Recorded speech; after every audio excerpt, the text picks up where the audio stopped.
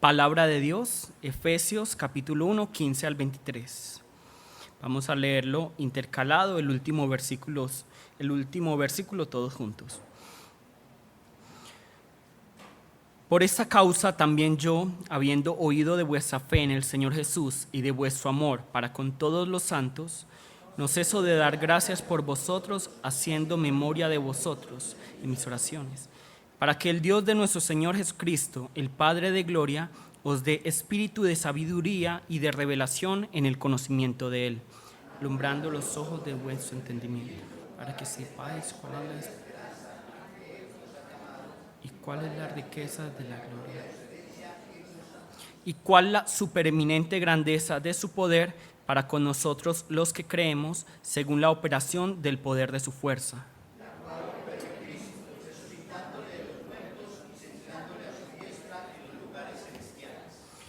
Y sobre todo principado y autoridad y poder y señorío, y sobre todo nombre que se nombra, no solo en este siglo, sino también en el venidero.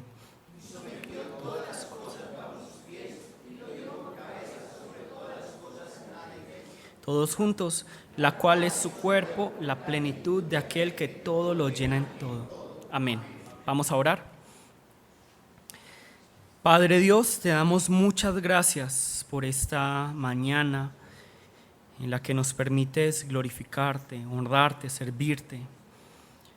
Esta mañana en la que nos permites estudiar este libro de Efesios, a través del cual nos hablas y nos revelas cuál es tu voluntad agradable y perfecta. Padre Dios, ayúdanos a realmente obtener este conocimiento a través del Espíritu Santo acerca de la esperanza, la herencia y el poder que tenemos en ti. Padre Dios, oramos en el nombre de Jesús. Amén. Bueno, si nosotros observamos detenidamente a la gente, no sé cuántos de ustedes les gusta ir al centro comercial a ver gente. No sé a cuántas personas les gusta. Pero hay personas, y por ejemplo yo a veces sí me siento y empiezo a ver a la gente pasar en el centro comercial, en la calle, y empiezo a observarlos y a ver y a preguntarme qué estarán viviendo en este momento, qué hay en sus cabezas, qué hay en sus mentes. Me pongo a pensar en eso muchas veces y uno puede decir que en general, obviamente hay un espectro en el medio, que hay dos tipos de personas. Grandemente podríamos decir que hay dos tipos de personas. Están las personas que tienen un norte, que saben quiénes son, para dónde van, qué quieren. Y estas personas son las personas que viven la vida, ¿cierto? Hay personas que viven la vida, que digamos disfrutan la vida, que saben para dónde van, tienen un propósito claro. Y porque tienen ese propósito claro es que todo lo planean alrededor de ese propósito. Sin embargo, el otro tipo de persona, y lo vemos muy frecuentemente también, son aquellos que no tienen ese norte, tampoco tienen un sur, no saben quiénes son, qué quieren, para dónde van. Y en vez de vivir la vida, ellos no la viven, sino que ¿qué es lo que hacen? Sobreviven la vida. Ellos cada día están sobreviviendo. Y para ellos cada día es un martirio. Y esto no respeta clases sociales, económicas y académicas, porque hay personas que tienen muchísimo dinero y pueden estar muy bien, y hay personas que pueden tener muy poco dinero y están muy mal. Pero también puede haber personas con muchísimo dinero y no saber para dónde van, y personas que tienen poco dinero y tener muy claro qué es lo que quieren. Es decir, que esto no es según mi estatus socioeconómico, sino que va más allá. Yo quiero que cada uno el día de hoy se evalúe. Yo soy una persona que está viviendo, o yo soy una persona que está sobreviviendo. Yo soy una persona que tiene un norte claro, que sabe quién es, para dónde voy, qué quiero, o Soy una persona que no tengo un norte, que no tengo un propósito. De hecho, muchas veces ustedes ven una vida desorganizada en ustedes y es porque no tienen un norte. Seguramente si yo les dijera, miren, este es el propósito, ustedes ya sabrían qué hacer, cómo concentrarse, cómo vivir. Organizarían todo alrededor de ese propósito. Pero como no tenemos un propósito claro, por eso es que sobrevivimos cada día, no vivimos cada día. Y me atrevería yo a decir que la mayoría de la gente, incluidos nosotros, tendemos más a ser personas que no tienen un norte, que no saben quiénes son, que no saben para dónde van, que no saben qué quieren, y que muy pocas personas son las que saben realmente quiénes son y para dónde van. Son muy pocas personas. Y por eso todos los días estamos sobreviviendo tratando de pagar el ICETEX, el crédito estudiantil, los créditos de la tarjeta del banco, pagando las facturas, y todos los días estamos en la misma función. ¿Estamos trabajando para qué? Para disfrutar ese dinero, ni siquiera para pagar las cuentas, para pagar todo lo que el banco nos está cobrando. Para eso estamos trabajando. Ese se convierte en nuestro norte, en nuestro propósito. Somos como borregos, somos personas que nos hemos metido en un sistema y ahí estamos, sin darnos cuenta.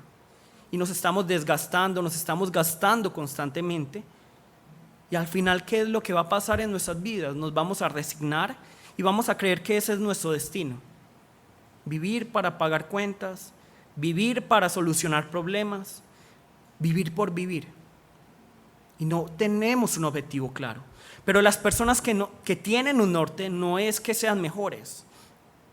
Porque de hecho, si nosotros vemos la palabra de Dios, las personas que tienen un norte en este mundo, no es porque realmente tengan un norte correcto, sino que el mundo les impuso un norte. Por eso se meten en el sistema y están en ese sistema de esta sociedad donde uno tiene que ganar más para hacer más. Donde uno tiene siempre que pensar dinero, dinero, dinero, cosas materiales, porque si yo no tengo, no soy nada, si yo no tengo, no soy nada. Y ese es el pensamiento de este sistema. Y ahí es donde caemos. Y eso no es lo que Dios quiere para nosotros. Dios no quiere que nosotros estemos en un sistema ideológico. Dios no quiere que estemos en una religión. Dios no quiere que nosotros estemos esclavizados por esta sociedad, sino que lo que Dios quiere es que nosotros seamos libres. Pero muchos estamos esclavizados con el día a día y por eso estamos sobreviviendo y no viviendo la vida que el Señor quiere. Estamos sobreviviendo y a duras penas podemos con un día. Seguramente muchos de ustedes dirán, ojalá se acabe este día pronto, y apenas son las 12 de la tarde.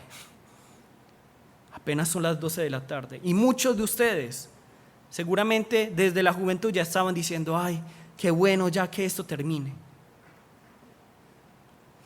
Vamos a buscar el Salmo 88. Salmo 88, que realmente me parece un salmo particular. Salmo 88.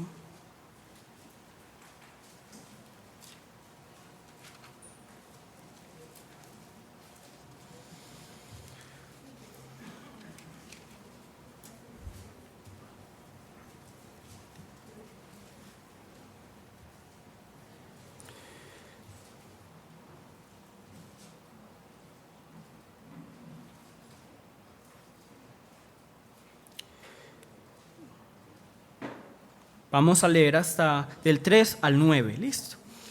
Y ahora vamos a leerlo en otra versión, ahora yo se los leo. Porque mi alma está hastiada de males y mi vida cercana al Seol. Soy contado entre los que descienden al sepulcro, soy como hombre sin fuerza, abandonado entre los muertos, como los pasados a espada que yacen en el sepulcro, de quienes no te acuerdas ya, y que fueron arrebatados de tu mano. Me has puesto en el hoyo profundo, en tinieblas, en lugares profundos. Sobre mí reposa tu ira, y me has afligido con todas tus ondas. Has alejado de mí mis conocidos, me has puesto por abominación a ellos. Encerrado estoy y no puedo salir. Mis ojos enfermaron a causa de mi aflicción. Te he llamado, oh Jehová, cada día he extendido a ti mis manos. Y si nosotros leemos todo este salmo, nos vamos a dar cuenta que es un salmo muy emo, ¿cierto? Todos saben que es emo, ¿cierto? Que es como todo triste, todo deprimente, ¿cierto? De hecho, si nosotros vemos todos los salmos, terminan diciendo, oh, el Señor tú eres justo, tú eres fiel. Pero este salmo ni siquiera parece que debería estar en la Biblia, porque no termina bien. Se los voy a leer en otra versión. Ustedes van a poder ver la otra versión aquí, que es Nueva Traducción Viviente. Se los voy a leer yo. Oh Señor, Dios de mi salvación, a ti clamo de día, a ti vengo de noche. Oye ahora mi oración, escucha mi clamor. Así venimos todos los días a Dios, ¿sí o no? Dios, por favor, escúchame. Todos los días, Señor, por favor. Nos pasa un problema, ay Señor, pero ayúdame. Estamos mal, se nos enferma alguien, ay Señor, ayúdame. Entonces ahí pensamos, mi vida está llena de dificultades y la muerte se acerca. ¿No lo sentimos así? Estoy como muerto, como un hombre vigoroso al que no le quedan fuerzas. Me han dejado entre los muertos y estoy tendido como un cadáver en la tumba. Soy olvidado, estoy separado de tu cuidado. ¿Uno se siente así o no? Muchas veces en la vida uno se siente, ay Dios, pero ¿dónde estás? Me arrojaste a la fosa más honda, a las profundidades más oscuras. Tu ira me oprime, con una ola tras otra me has cercado. Alejaste a mis amigos al hacerme repulsivo para ellos. Estoy atrapado y no hay forma de escapar. Los ojos se me cegaron de tantas lágrimas. Cada día suplico tu ayuda, oh Señor. Levanto a ti mis manos para pedir misericordia. ¿No es el clamor de todos nosotros? Todos los días, Señor, ayúdame, te necesito. Luego el versículo 13 al 18. Oh Señor, a ti clamo, seguiré rogando día tras día. Oh Señor, ¿por qué me rechazas? ¿Por qué escondes tu rostro de mí? Desde mi juventud estoy enfermo y al borde de la muerte. Me encuentro indefenso y desesperado entre tus terrores. Tu ira feroz me ha abrumado, tus terrores me paralizaron. Todo el día se arremolinan como las aguas de una inundación y me han cercado por completo. Me has quitado a mis compañeros y a mis seres queridos. La oscuridad, ¿qué es? Es mi mejor amiga. Eso es lo que dice la palabra. La oscuridad es mi mejor amiga. ¿No nos hemos sentido así muchas veces? La oscuridad, la muerte, la enfermedad, los problemas son mis mejores amigos, porque siempre están ahí, porque son muy fieles. Siempre están ahí cuando uno no los quiere. Siempre están ahí. Y cuando uno soluciona un problema, ¿qué pasa? Viene el otro problema. Y por lo general, cuando uno tiene un problema, ¿qué pasa? Vienen los otros problemas. Vienen los otros problemas. Y uno se empieza a inundar de todas esas cosas. Y lo que uno empieza a creer es, este es mi destino. Para esto vivo yo. Para solucionar problemas, para pagar cuentas. Entonces se nos pierde nuestro norte, se nos pierde nuestra identidad, para dónde vamos, qué queremos. Entonces, como no sabemos, el mundo nos trae más, nos convence de que debemos seguir este sistema que él quiere, y entonces empezamos a creernos lo que el mundo nos dice, y empezamos a creer que si yo tengo el celular que tiene 3 cámaras, voy a ser mejor que el que tiene 2 cámaras. Y como tiene 3 cámaras, es mucho mejor. Y el problema es que muchas personas que compran el celular de 3 cámaras no saben ni siquiera para qué es la tercera cámara. Que las personas que dicen, no, es que para mí es mejor este televisor que tiene tantas funciones. Y lo único que hacen es ver fútbol o la novela y ya. Y entonces se meten en este sistema. Se meten en las ideologías. Es que hay que ser machista, es que hay que ser más feminista. Y nos metemos en ideologías, en religiones. Nos metemos en pensamientos políticos que nos va metiendo este sistema. Y empezamos a ser oprimidos. Y creemos, esta es la verdad, esta es la verdad. Y no vemos lo que está más allá. Y empezamos a perder esperanza. Empezamos a perder esperanza. Empezamos a convencernos de que esta es nuestra verdadera realidad. De que esto es lo que Dios quiere para nuestras vidas. Pero Dios quiere algo totalmente diferente. Y por eso vamos a buscar Romanos capítulo 12, versículo 2. Romanos capítulo 12, versículo 2.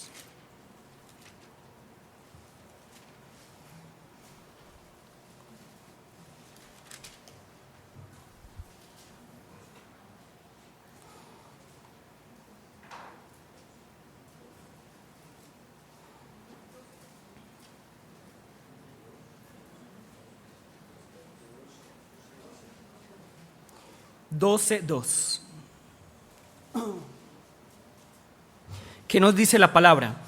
No os conforméis a este siglo, sino transformaos por medio de la renovación de vuestro entendimiento, para que comprobéis cuál sea la buena voluntad de Dios, agradable y perfecta. Entonces nos está diciendo muy claramente que yo no puedo ver en este mundo, yo no puedo ver en este siglo esa voluntad buena, agradable y perfecta. Y por eso debo renovar mi mente. Porque yo no puedo creer que por lo que yo estoy viendo, yo puedo determinar, esto es buena voluntad. No, esto no es buena voluntad. No, Dios nos está diciendo, la palabra nos está diciendo, nosotros tenemos que transformar, tenemos que cambiar nuestra mente, tenemos que renovar nuestra mente para no estar en este sistema en el que nos está diciendo más. Y así nos agotamos, nos cansamos. Pero obviamente, que quede claro, la persona que realmente le guste la fotografía, cómprese el celular de 3 cámaras si quiere. Eso no está mal. Ese no es el punto. El punto es, no nos podemos meter en ese sistema del consumismo, del materialismo, de que me importe más lo que diga la gente, que me importe lo que diga la sociedad, lo que me diga el mundo, lo que me diga este siglo. Porque por eso es que no tenemos norte. Lo que Dios quiere es que nosotros seamos completamente libres. Dios no ama la religión, Dios no ama las ideologías, Dios no ama esos pensamientos nuestros. Dios ama su voluntad, y por eso si nosotros queremos tener una vida que le agrade, debemos alinearnos con esa voluntad. Entonces, el mensaje de hoy es clave para las personas que están viviendo sin norte, no saben quiénes son, ni para dónde van, qué quieren hacer. Pero también es para aquellas personas que creen tener un norte, que creen saber quiénes son, que creen saber qué quieren, que creen saber para dónde van. Porque muchas veces esas personas que creen un norte no es que ellos lo hayan tenido, sino que el diablo, el mundo se los impuso. Por eso es tan importante, y volvamos a Efesios 1.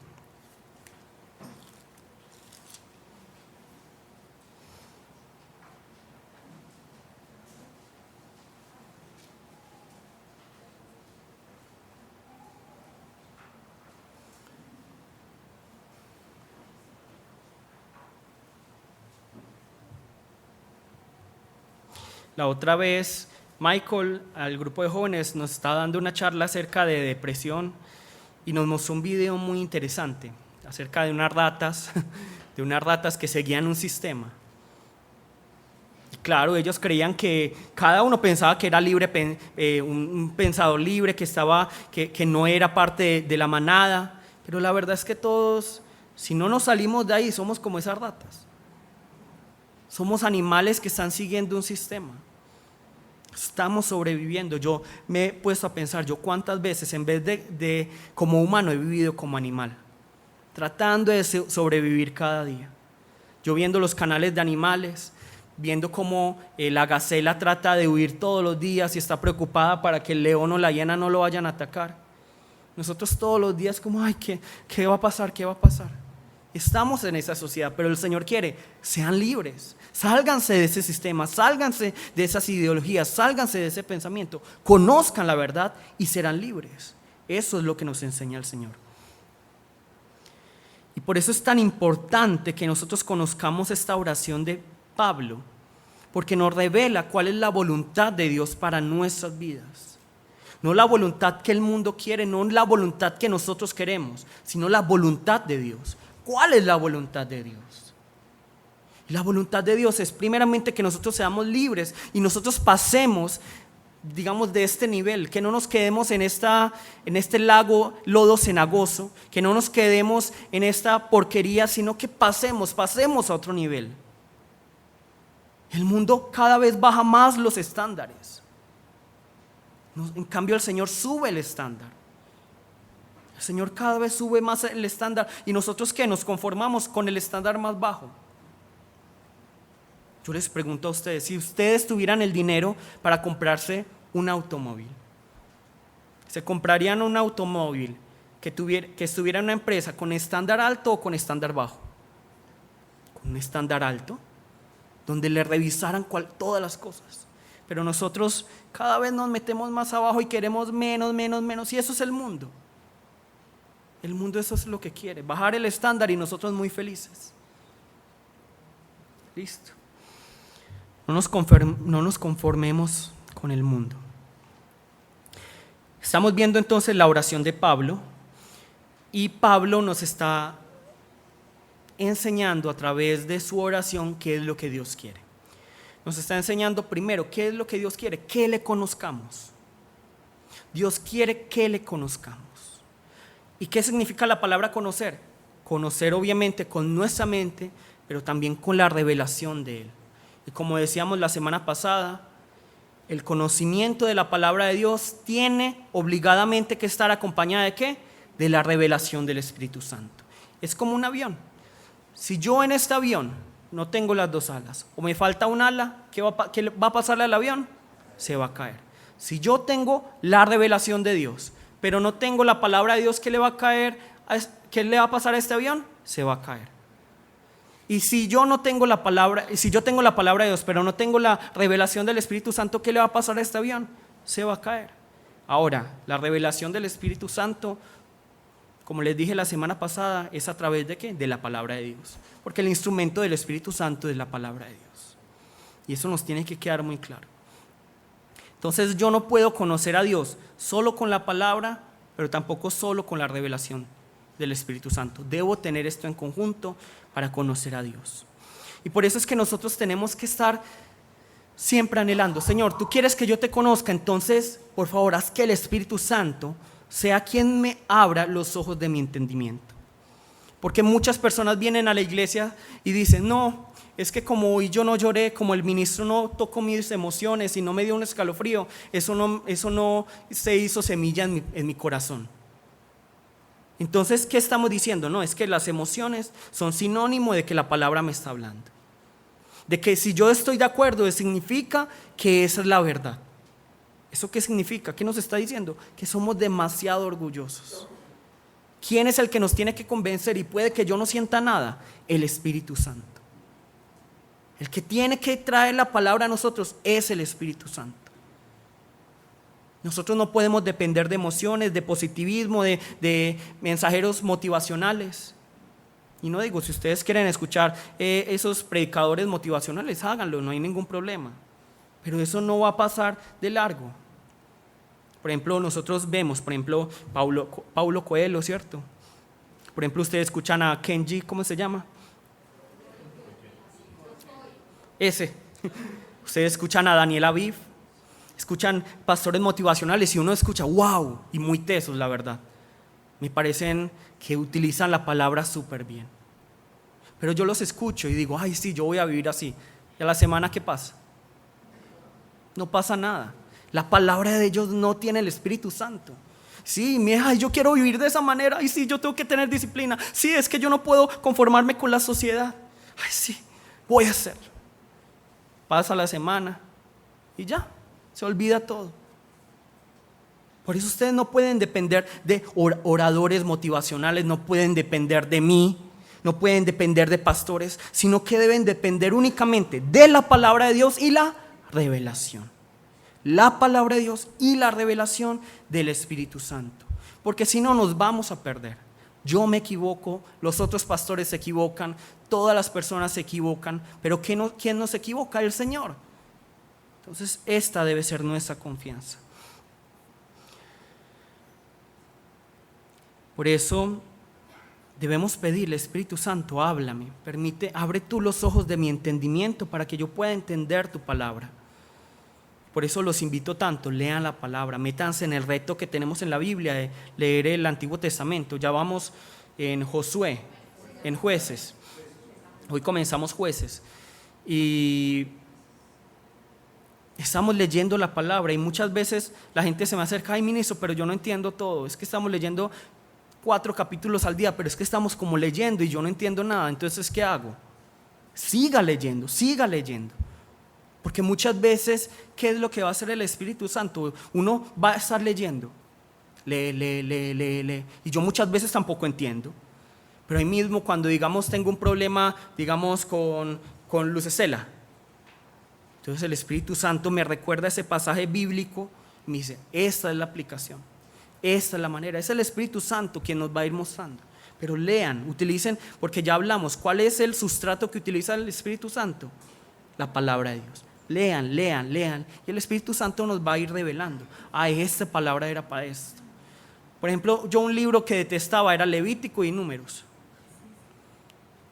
No me gustaba Levítico y Números, y ahora son libros que amo.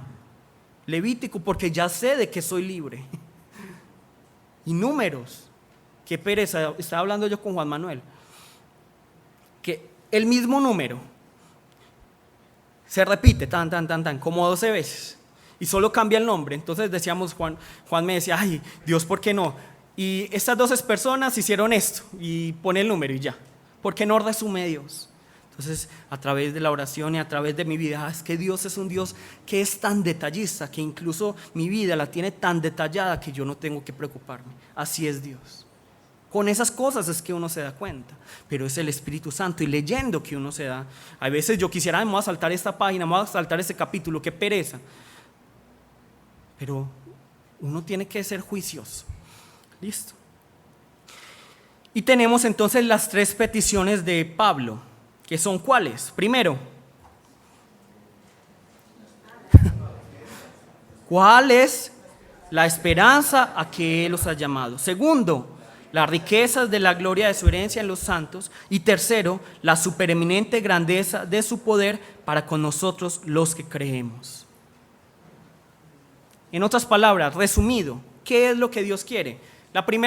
Lo que Pablo está pidiendo, la primera oración, ¿qué es? Esperanza.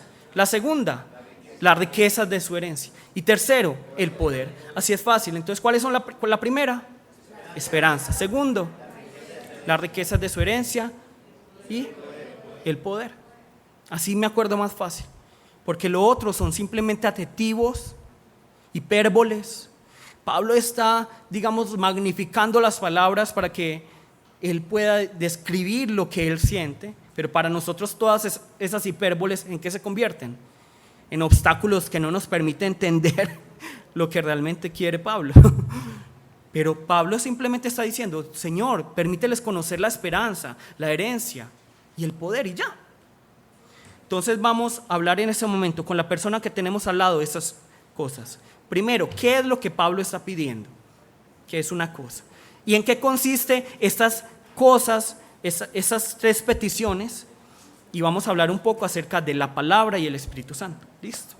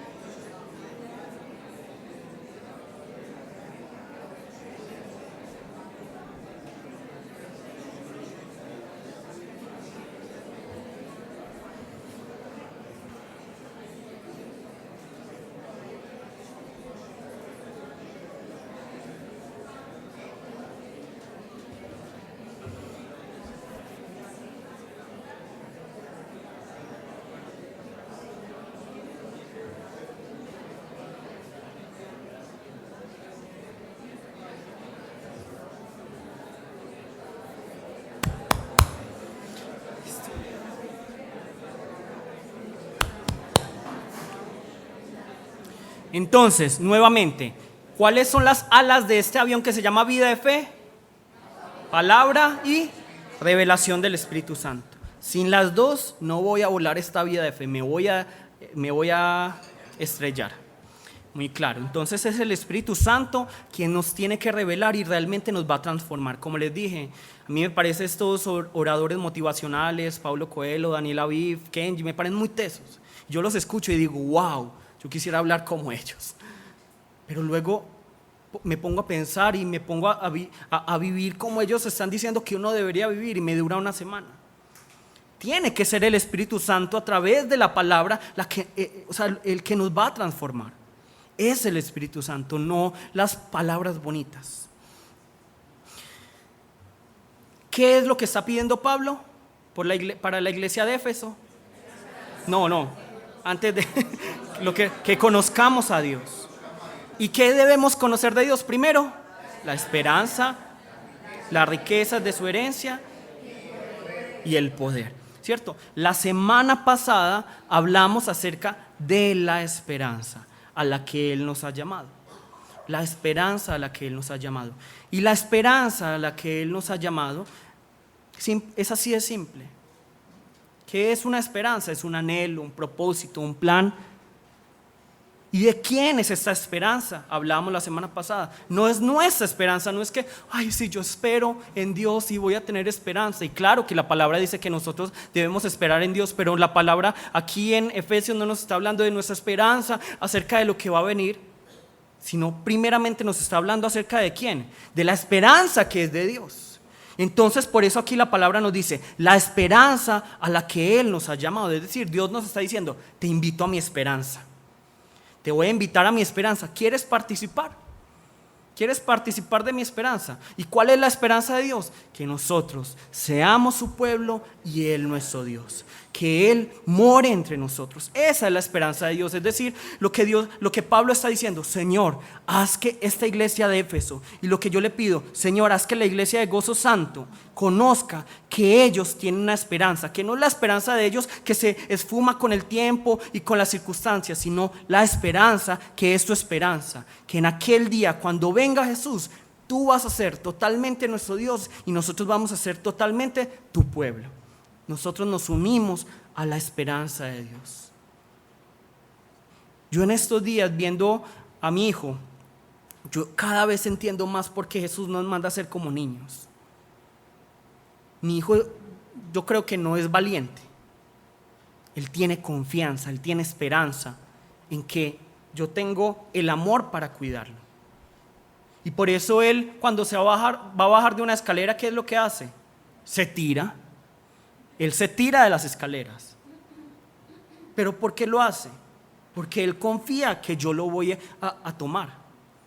De la misma manera, así deberíamos ser como niños. Dios, yo no me voy a preocupar por mi presente ni por mi futuro y mucho menos por mi pasado, porque tú eres Dios. Y si yo me uno a tu esperanza, entonces, ¿para qué me voy a preocupar? Si tu esperanza y si tus planes y tus propósitos nadie los puede quitar, no pueden ser derribados, no cambian, entonces yo ¿por qué voy a seguir con mi esperanza que cambia según las circunstancias? Si tu esperanza es mucho mejor. Dios nos está invitando, únanse a mi esperanza. No sigan creyendo más en su esperanza. No sigan creyendo más en sus esperanzas. Crean, únanse a la esperanza del Señor.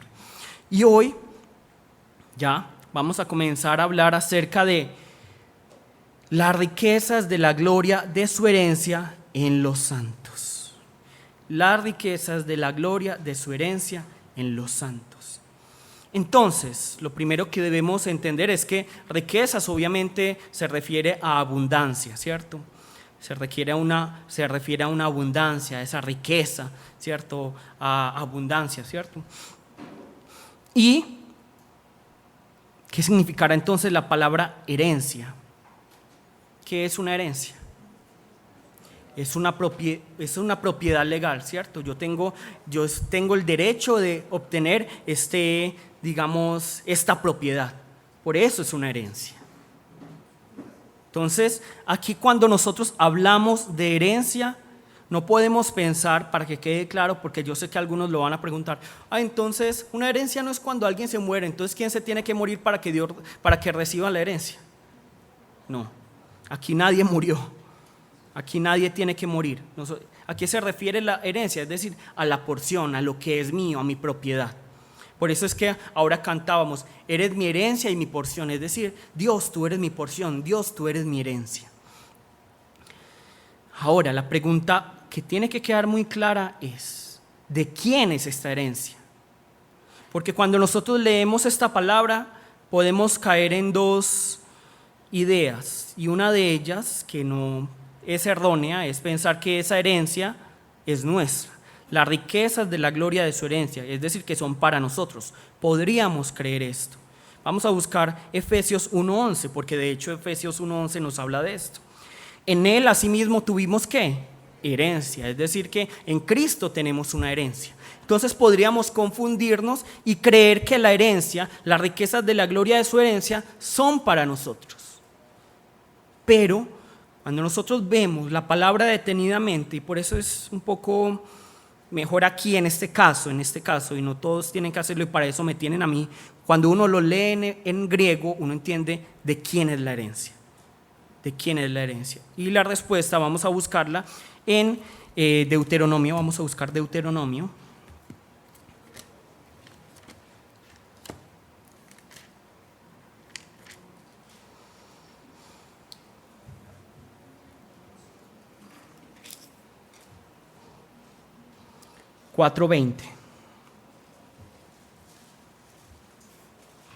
Deuteronomio 4:20.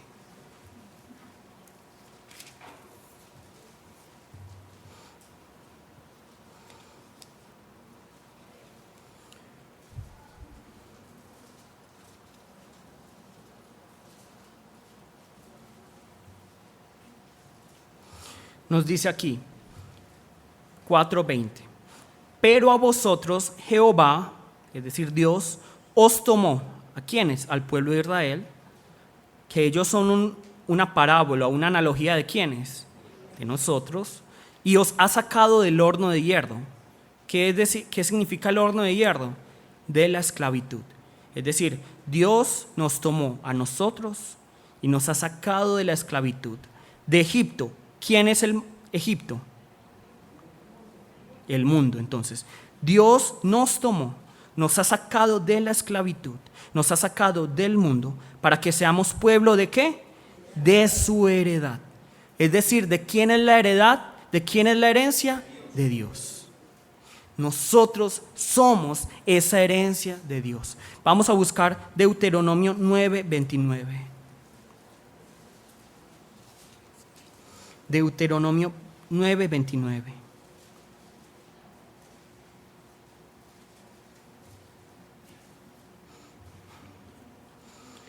Y aquí nos dice, y ellos son tu pueblo y tu heredad. Le está hablando a Dios, que sacaste con tu gran poder y con tu brazo extendido. ¿Ellos son qué? Tu pueblo y tu heredad. Vamos a buscar Primera de Reyes 8, y hay muchos pasajes, pero Primera de Reyes 8.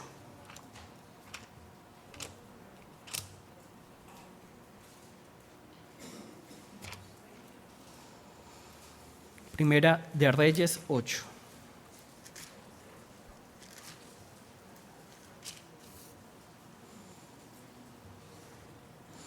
Vamos a leer desde el 51 al 53.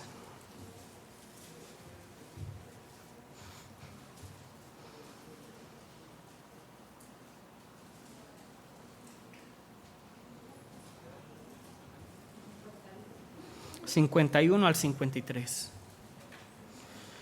Porque ellos son ¿qué? Tu pueblo y tu heredad, nosotros, el cual tú sacaste ¿de dónde? De Egipto, es decir, el mundo para nosotros, del medio del horno de hierro, que para nosotros sería la esclavitud ¿de qué? Al pecado. Estén pues atentos tus ojos a la oración de tu siervo y a la plegaria de tu pueblo Israel, para oírlos en todo aquello para lo cual te invocaren. Porque tú los apartaste para ti como heredad tuya de entre todos los pueblos de la tierra, como lo dijiste por medio de Moisés tu siervo, cuando sacaste a nuestros padres de Egipto, oh Señor Jehová. Listo, entonces miren qué tan hermoso es esto. Qué tan hermoso es esto. Dios a nosotros, al pueblo cristiano, al pueblo de Él, nos está separando del mundo, nos está sacando de la esclavitud del pecado y nos está convirtiendo ¿en qué? En su heredad. Nosotros somos la herencia de Dios. Somos la herencia de Dios. Cuando yo entendí eso, es que yo me debo unir a la esperanza de Dios, yo dije, ya no me debo preocupar por mí mismo, porque yo me voy a unir a su esperanza y se va a cumplir. Ahora entender que yo soy su herencia. Yo soy su herencia. Yo les pregunto a ustedes, y sean muy sinceros, si ustedes tuvieran la posibilidad de recibir como herencia una tierra grande en Llano Grande, o recibirme a mí, ¿a quién recibirían?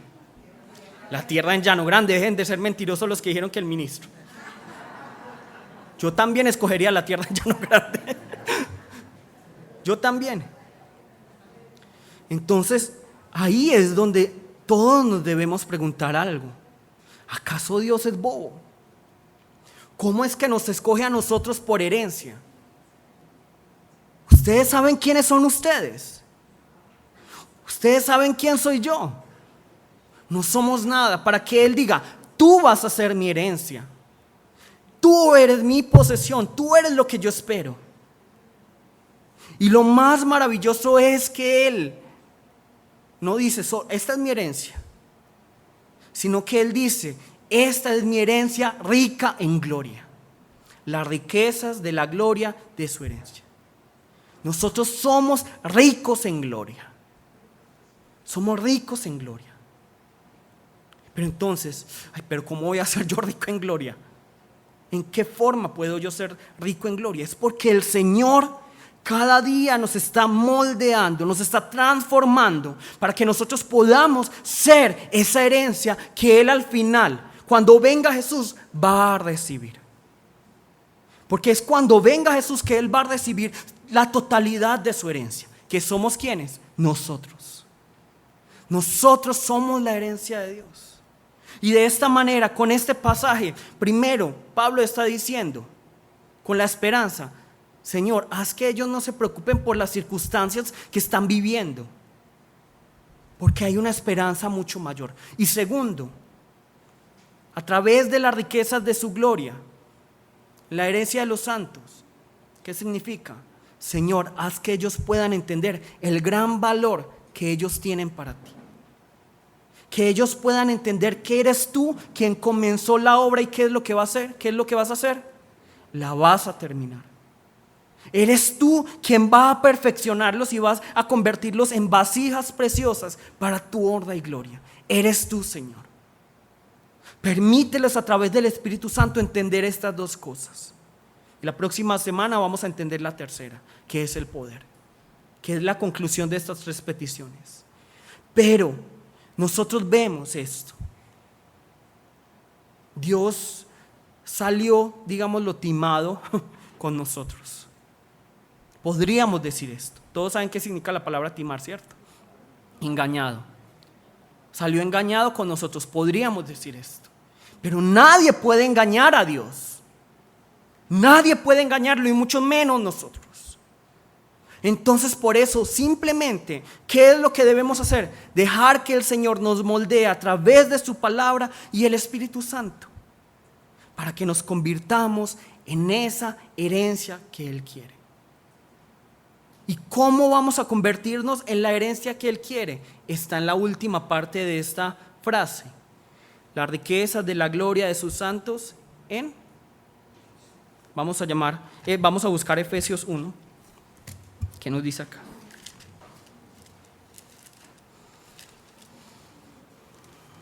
Efesios 1, 18.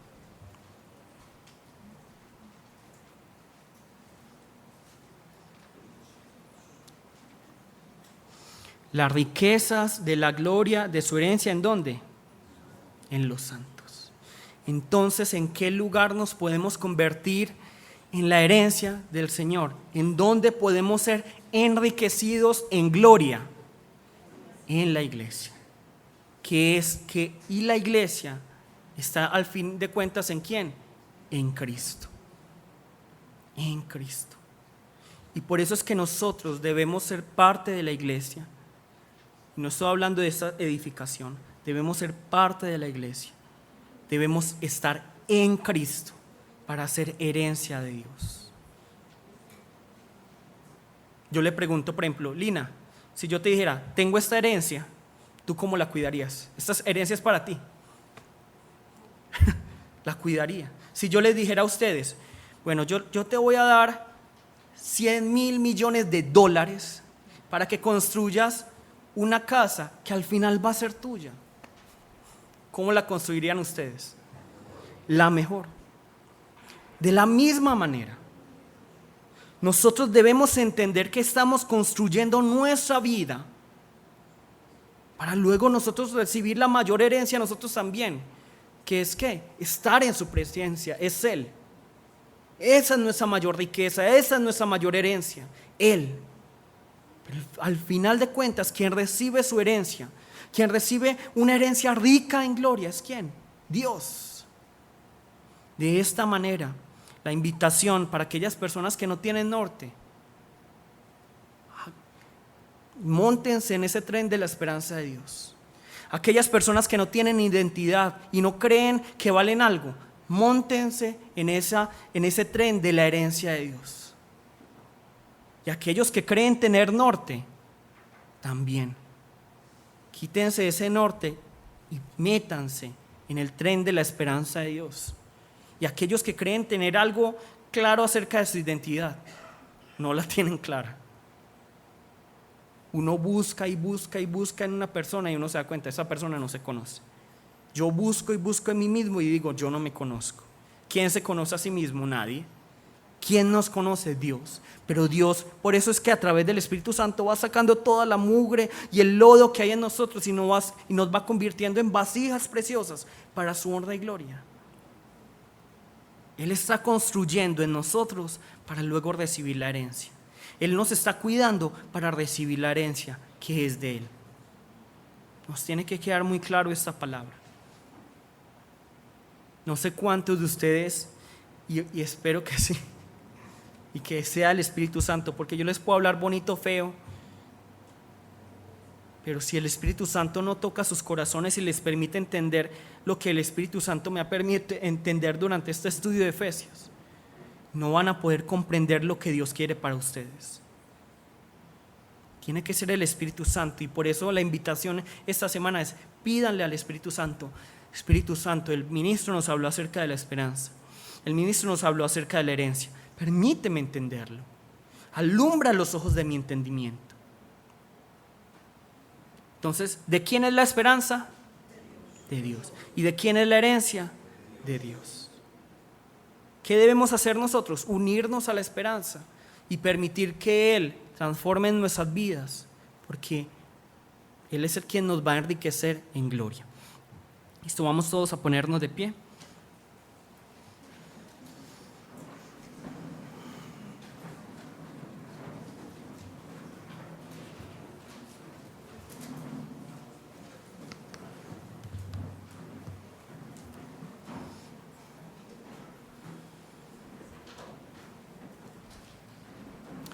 Vamos todos a llamar el nombre de nuestro Señor Jesús y vamos a pedirle que nos enriquezca en gloria, que nos enriquezca, es decir, que nos moldee, que quite todo lo que estorbe y aún así pueda doler, que Él lo haga para que podamos ser ricos en gloria. Vamos a llamar el nombre de nuestro Señor y vamos a orar.